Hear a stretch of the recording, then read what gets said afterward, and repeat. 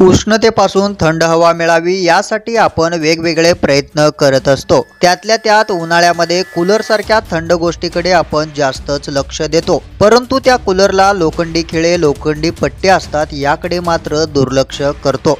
थंडगार हवा यावा म्हणून काहीही विचार न करता लगेच कूलरला स्पर्श करतो। अशातच तेलंगणामध्ये कारमोडी जिल्ह्यातील जुक्कुल मंडलाच्या गुल्लातांडा येथे कूलरला रात्री झोपेत धक्का लागल्यानं मायलेकीचा मातृदिना दिवशीच तडफडून जागीच मृत्यू झालाय। मिळालेल्या माहितीनुसार 36 वर्षीय शंकाबाई व धाकटी मुलगी श्रावणी तसेच मुलगा घरी झोपले होते।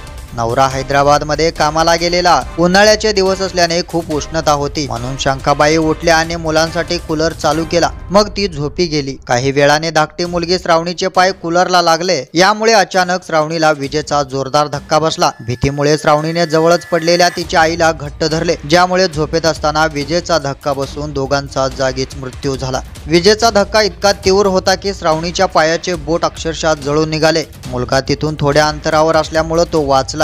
सकाळी जेव्हा तो उठला तेव्हा त्याला त्याची आई आणि बहीण मृतावस्थेत आढळून आल्या। यानंतर मुलाने ताबडतोब शेजाऱ्यांना कळवले। जेव्हा शेजारी घरी पोहोचले आणि पाहिले तेव्हा दोघेही मरण पावले होते। शेजाऱ्याकडून माहिती मिळाल्यानंतर पोलीस घटनास्थळी पोहोचले। त्यानंतर गुन्हा दाखल करण्यात आला आणि तपास सुरू झाला। दोघांचेही मृतदेह शवविच्छेदनासाठी मधुनूर सरकारी रुग्णालयात नेण्यात आलाय।